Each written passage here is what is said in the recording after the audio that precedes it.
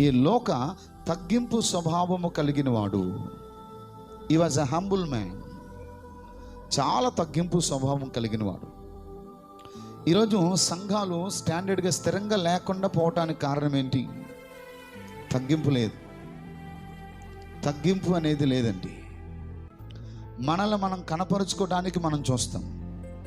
మనల్ని మనం అనేకులు ఎదుట మనం గొప్పని చూపించుకోవడానికి మనం చూస్తాం. తగ్గింపు అనేది దేవుని యొద్దకు ఒక మార్గం అని మనకు తెలవడం.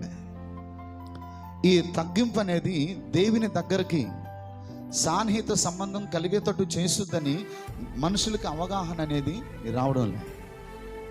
బైబిల్ అంటుంది, తన్ను తాను తగ్గించుకున్నవాడు హెచ్చించబడతాడు, తన్ను తాను హెచ్చించుకున్నవాడు తగ్గించబడతాడు.